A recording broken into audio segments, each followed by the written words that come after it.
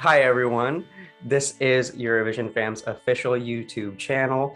Today, I have a special treat for you all. I'm interviewing Miss Elsie Bay. This is the automatic qualifier for Norway's MGP, Melodi Grand Prix. And we're going to have a little chat about the pre-selection, Norway, Eurovision, and her song, The Death of Us. So, welcome, Elsie. How are you doing this evening? Thank you so much. I am good. How are you? I'm doing great. I'm doing great. So, us at the site, we had a couple just curiosities about you and kind of your journey so far with MGP to kind of just feel what this adventure with the song is so far. So, kind of starting off, what were your first memories of Eurovision? And were there any songs from the previous contests that you feel kind of stood out to you? I think my first memory would probably be Lordi. Do you remember that? Lordy, oh my goodness, yeah. A couple of years ago. I think that was like my earliest because I got that song was on a like an Absolute Music CD that I had, and I was like, oh yeah, that's that song. But also when Alexander Rybak won in 2009, I remember that. Oh yeah, excellent. It was great to be Norwegian that day. Oh, definitely. But yeah, I've been watching almost every year, I would say, just with my friends or family when I was younger. What's your favorite entry from your country? Apart from Alexander, I like Kaino a lot. I do. Yeah, that's what I heard too. It's like when they won MGP, that was kind of like a shift in Norway. Like I immediately just saw like this draw toward like their style of music and just the song. I think they're an amazing group, totally. Yeah, absolutely. Yeah. And I'm also friends with Alexandra, so I kind of. Oh, she seems awesome. Seems like she could be a great friend. Yeah, she is. She's giving me a lot of advice these days, which is really great.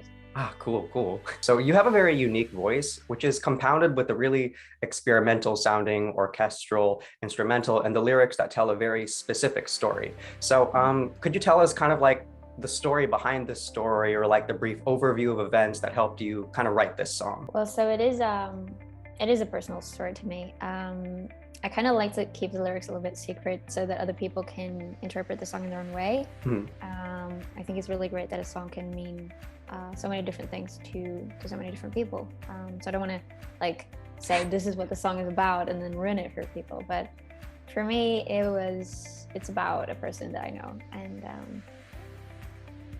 I think I'm going to keep it with that. But it's also filled with, like, the lyrics are filled with a lot of ideas that I've had for the past few years, just stuff that I've been writing down. And then in that session, I didn't know what to write about, so I looked at my old notes and I found all these little things like I Know You Has a Sea of Setting Suns, and the devil hides between the Jack and the King, and all that kind of stuff, and just mashed it all together to fit the story and my mood. So it's kind of a combination of like your sentiments now in life versus your old ideas, or kind of just like your old inspirations. It's kind of like a combination of like your past and present, in a sense, is what you're saying? Yeah, I think like it's a story that's from kind of now, or like but yeah, some of the lines are older, but I didn't know where to fit them, if you know what I'm saying. So now I'm using them to describe the feelings that I have now.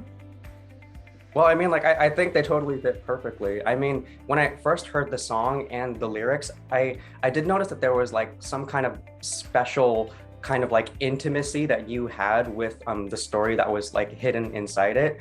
And I think just like having that sense of wonder is what truly makes it kind of special, like for me as a listener, because every time I listen to this song, it changes. Like it has its own transformations every time I listen to it again. And so like, to me, it's more or less no wonder that you were able to get that automatic qualifier ticket, because it is just very unique. It is quite of a special tune. Well, thank you so much.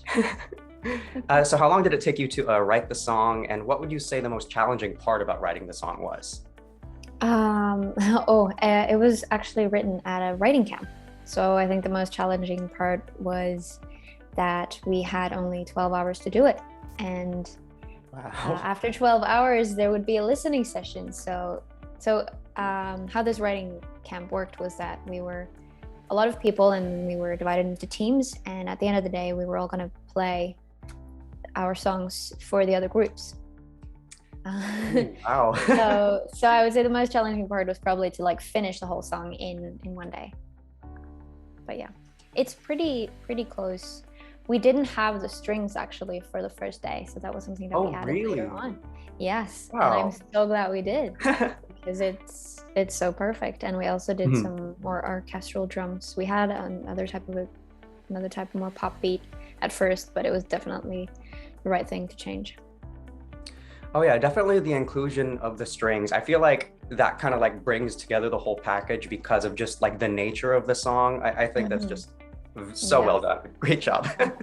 Yeah, great job to Andreas who came up with that. Oh yeah.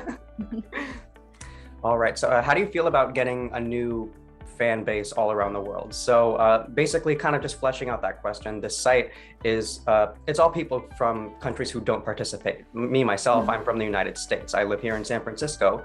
So yeah, you can include me as a part of like your new international fan base. So what's that like? Thank you. Well, first of all, it's really, really amazing. Just to talk to new people and to get my music out there and to actually get really great response. I'm super grateful for that. And yeah, it helps me continue to do what I love, which is music. So it's truly amazing. A dream come true in its own way. Absolutely. Do you have any dream collaborations? Oh, I got that question the other day and I said Bon Iver, and I think I would definitely stick with that. That would be amazing. Bon Iver, that would be a very interesting sound, especially kind of like with your voice, your style. Yeah, I would be very intrigued by that. Yeah, I would love to try that out.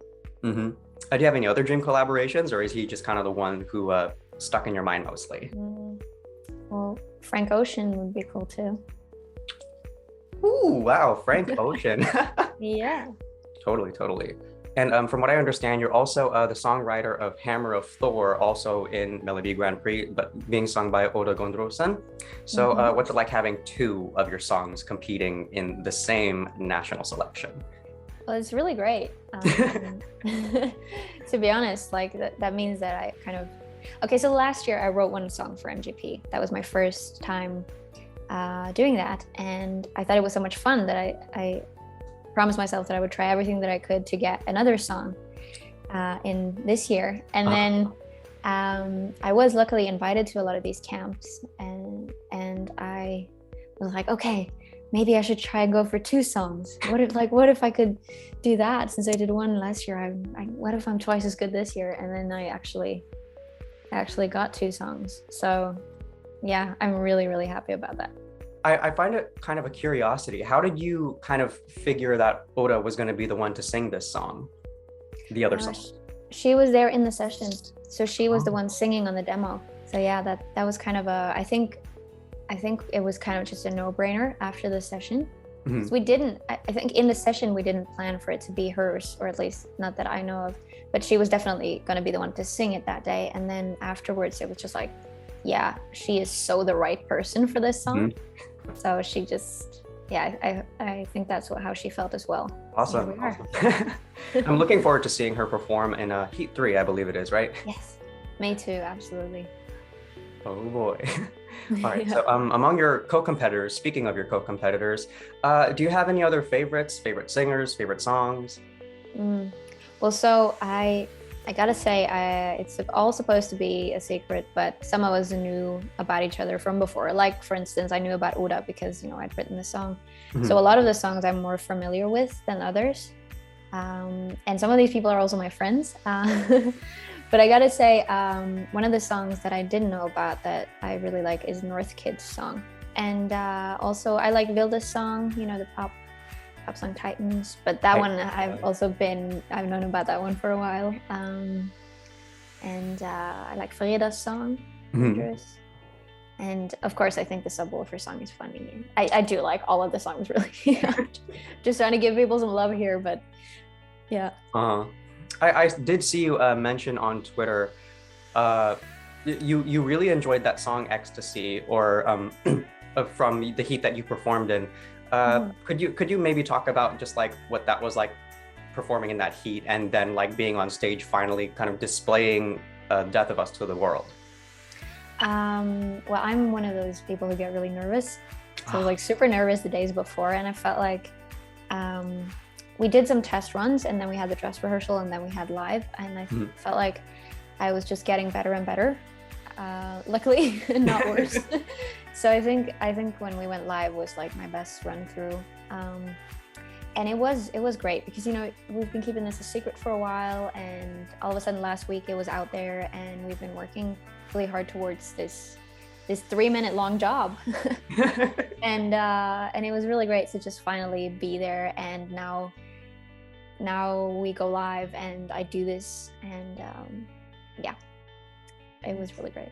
And just seeing all the other people as well and talking to them, and I was so impressed with Alina's vocals. Like the couple of days before when we went there to the arena for the first time and I heard her sound check, I was like, oh my God. It was so great. It's really insane the notes that she could hit, and it's just like so naturally too. I ended up super like falling in love with that song after the performance too, just because of just how well she performed. Like that was really intense. It was. We should record me trying to sing that song so people can like see the difference of like normal person singing and her. All right, so it looks like we're at the end of the questions that I just kind of have over here. So I guess maybe like one thing I can ask to kind of like close out. Do you have anything you want to say to like your international fans, or like your people, your fans who are just from countries who aren't competing, or even for the folks who are from competing countries? Like, what's the message that you have for all of us? I hope that you like the song. I hope that you are enjoying Eurovision and MGP. It's really, really cool that so many people who aren't part of Eurovision or MGP is following my journey and the journey of the rest of the contestants. Yeah, I am so grateful for the epic response that you've given me. Keep doing what you do. Keep being you. I love you. And hope to see you soon somewhere. All right, well, thank you so much for being a part of this interview. This is Miss Elsie Bay, everybody. Wish her the best of luck for when she performs in the final of Melodi Grand Prix in February. All right, thank you so much for talking. Thank you for having me. It's really nice.